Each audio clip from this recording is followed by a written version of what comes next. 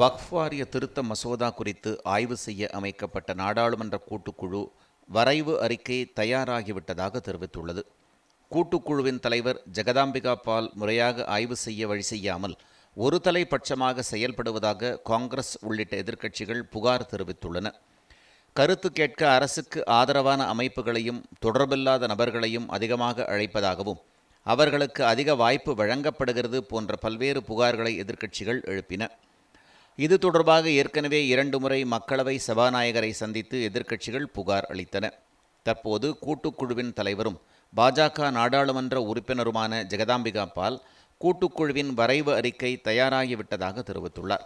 விரைவில் அறிக்கை இறுதி செய்யப்பட்டு அரசுக்கு வழங்கப்படும் என்றும் தெரிவித்துள்ளார். இதற்கு திமுக, காங்கிரஸ், திரிணாமுல் காங்கிரஸ், ஆம் ஆத்மி உள்ளிட்ட பல்வேறு எதிர்க்கட்சிகள் கடும் எதிர்ப்பு தெரிவித்துள்ளன.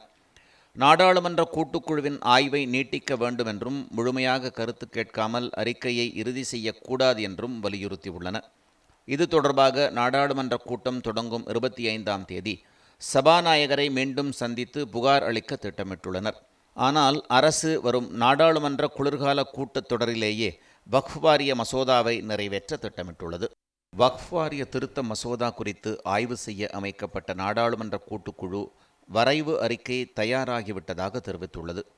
கூட்டுக்குழுவின் தலைவர் ஜெகதாம்பிகா பால் முறையாக ஆய்வு செய்ய வழி செய்யாமல் ஒரு தலைப்பட்சமாக செயல்படுவதாக காங்கிரஸ் உள்ளிட்ட எதிர்க்கட்சிகள் புகார் தெரிவித்துள்ளன.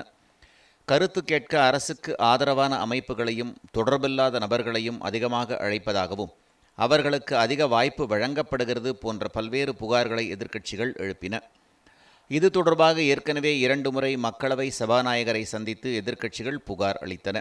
தற்போது கூட்டுக்குழுவின் தலைவரும் பாஜக நாடாளுமன்ற உறுப்பினருமான ஜெகதாம்பிகா பால் கூட்டுக்குழுவின் வரைவு அறிக்கை தயாராகிவிட்டதாக தெரிவித்துள்ளார்.